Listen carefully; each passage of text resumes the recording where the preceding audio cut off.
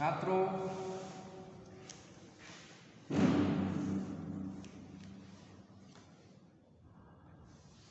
आज हम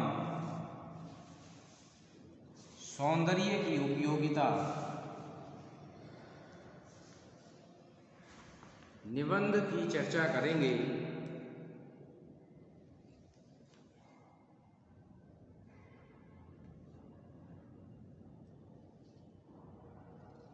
यह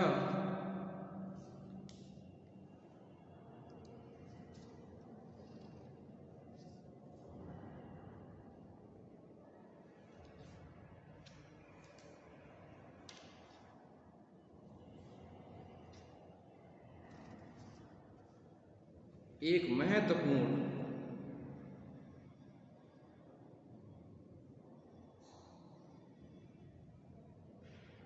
निबंधों में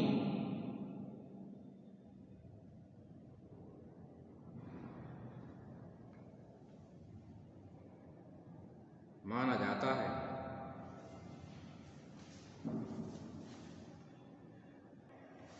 रामविलास शर्मा जी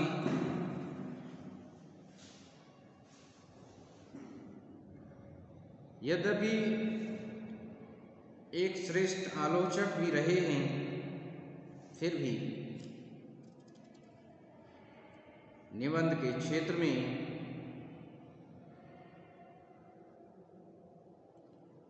आपका नाम विशेष सम्मान के साथ लिया जाता है और यह निबंध आपके चर्चित निबंधों में से एक है। तो आज हम इसके विषय में जानकारी प्राप्त करेंगे।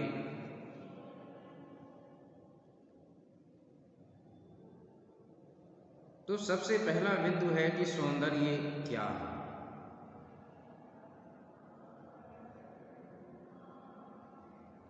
सौंदर्य व्यक्ति सापेक्ष होता है या वस्तु सापेक्ष होता है।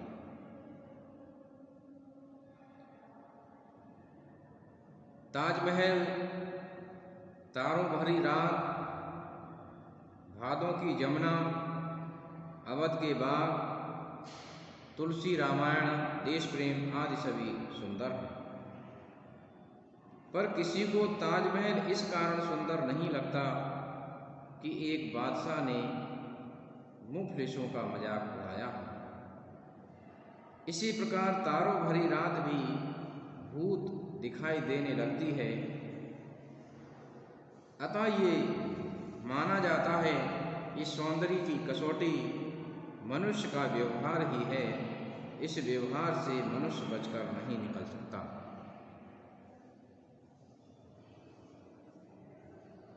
व्यवहार की कसौटी पर हम किसी वस्तु के गुण को परखते हैं, उसके गुणों को हम सुंदर शब्द द्वारा प्रकट करते हैं और प्रत्येक वस्तु के गुण एक से नहीं होते।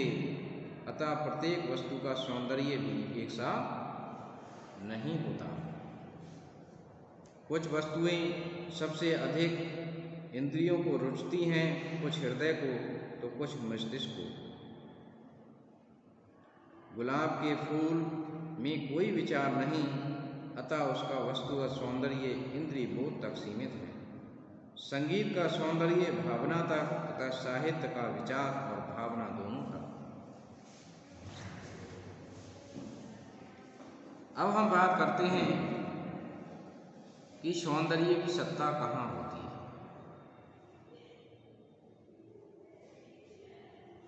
कि सौंदर्य की सत्ता वस्तुगत होती है, इसके विषय में भी कुछ लोग मानते हैं कि सौंदर्य की सत्ता वस्तुगत होती है। सौंदर्य की वस्तुगत सत्ता मनुष्य के व्यवहार के कारण ही नहीं, उसकी वस्तुगत सत्ता स्वयं वस्तु में होती है, जिसके गुण पहचान कर हम उसे सुंदर की संज्ञा देते हैं। जाको पिया चाहे सोई सुहागिन, ये नियम सौंदर्य की वस्तुगत सत्ता के खिलाफ नहीं जाता। कभी कभी कोई दीवाना किसी कुरूप स्त्री पर भी दी जाता है। अतः ये निष्कर्ष है कि सौंदर्य इंद्रिय बोध तक नहीं, वह भावों और विचारों में भी निहित होता है। सौंदर्य और साहित्य। दरबारी साहित्य शारीरिक सौंदर्य तक ही सीमित रहा है। इसमें नक्शिक वर्णन को ही महत्व दिया गया है। दरबारी कवि साहित्य शास्त्र कला की व्यापकता उस धरातल पर सिद्ध करते हैं जहाँ मनुष्य और पशु में कोई विशेष अंतर नहीं। अंतर तो केवल इतना है कि पशुओं का जीवन आहार निद्रा भय के धरातल पर कृत्रिम नहीं होता। साहित्य से जो आनंद मिलता है वह अनुभव सिद्ध है। ये आनंद किस प्रकार आता है, ये आनंद मानव जीवन पर क्या प्रभाव डालता है, ऐसी तमाम समस्याएं साहित्य शास्त्र की ही समस्याएं हैं। इस समस्या को उठाते समय साहित्य शास्त्री दो खेमे में बढ़ जाते हैं। पहले वे जो आनंद की परिणति आनंद में ही मानते हैं और दूसरे वे जो साहित्य को शुद्ध आनंद स्वरूप नहीं मानते वरन साहित्य में उसके प्रभाव पर विचार करते हैं, अर्थात उसकी उपयोगिता भी स्वीकारते हैं।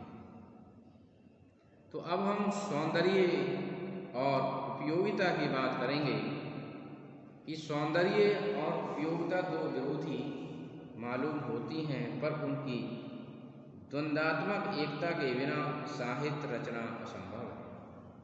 जो लोग उपयोगिता से इनकार करते हैं वे वास्तव में सौंदर्य के घटिया उपयोग को छुपाना चाहते हैं। इसके लिए सौंदर्य इंद्रिय बोध तक सीमित है, लेकिन सहृदय कवियों के लिए सुंदर कर्म से बाहर सौंदर्य की सत्ताहीन है। उनका साहित्य मानव कर्म से ही प्रभावित होता है और मानव कर्म को प्रभावित करने के लिए ही होता है।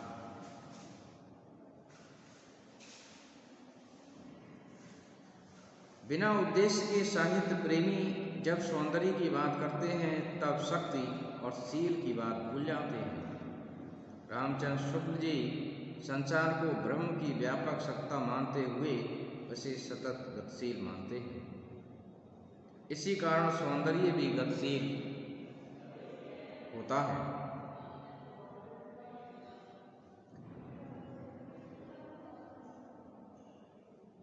समालोचक का काम उस गत्यात्मक सौंदर्य की व्याख्या करना होता है और ये सौंदर्य गत्यात्मक मंगल से भिन्न नहीं होता।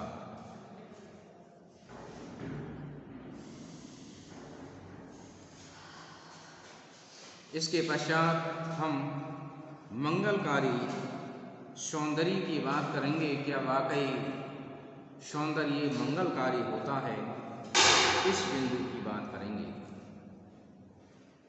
जो कुछ सुंदर है वह मंगलमय भी है, पर मंगल सदा सुंदर हो ये आवश्यक नहीं। राजनीति की पुस्तकें और विज्ञान की पुस्तकें और उसके आविष्कार लोक मंगलकारी हो सकते हैं, पर उन्हें सुंदर भी माना जाए ये आवश्यक नहीं है। साहित्य के लोक मंगल की अपनी विशेषता है, जिससे वह नीति विज्ञान दर्शन के लोक मंगल से भिन्न ठहरता है, क्योंकि साहित्य में संवेदना है जबकि विज्ञान और गणित में तार्किकता है। साहित्य के लोक मंगल की विशेषता उसकी अभिव्यक्ति भी है और आंतरिक गठन भी। इसके पश्चात अब हम सौंदर्य का स्रोत इस विषय पर बात करेंगे कि आखिर सौंदर्य का स्रोत क्या होता है। क्या सौंदर्य का स्रोत जनता है? समाज के भीतर जो जीर्ण और मरणशील तत्व हैं, जो जीवंत और उदीयमान तत्व हैं, इनसे बाहर सुंदर असुंदर की श्रद्धा नहीं। निबंधकार का ये मानना है कि जो कुछ भी सुंदर और असुंदर है वह समाज के भीतर ही है, उसका स्रोत स्वयं समाज ही है। वह एक उदाहरण देता है कि अज्ञान, अत्याचार तथा अन्याय की दुनिया को दफनाने में, सुख और शांति के उज्जवल भविष्य की ओर बढ़ने में भी सुंदरता छिपी है। साहित्य उस मंजिल तक पहुंचने का शक्तिशाली माध्यम है।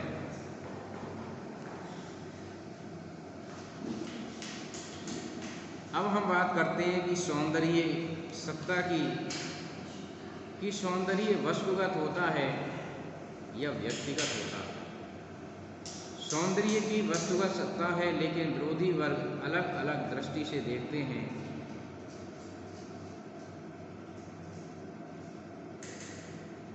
मुंशी प्रेमचंद जी कहते हैं कि हमें सुंदरता की कसौटी बदलनी होगी।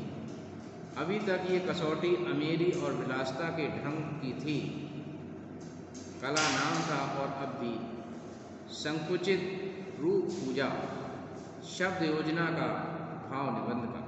इसके लिए कोई आदर्श नहीं, जीवन का कोई ऊंचा उद्देश्य नहीं। साहित्यकार का लक्ष्य केवल महफिल सजाना, मनोरंजन का सामान जुटाना नहीं, उसका दर्जा इतना ना गिराइए।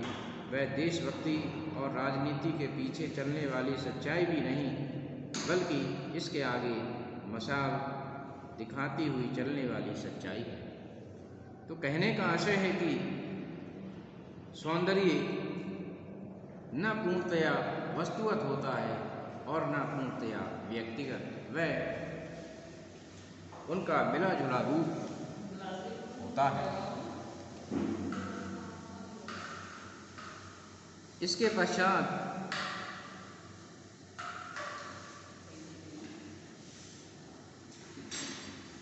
हम उपसंहार को देखें, इसके निष्कर्ष को देखें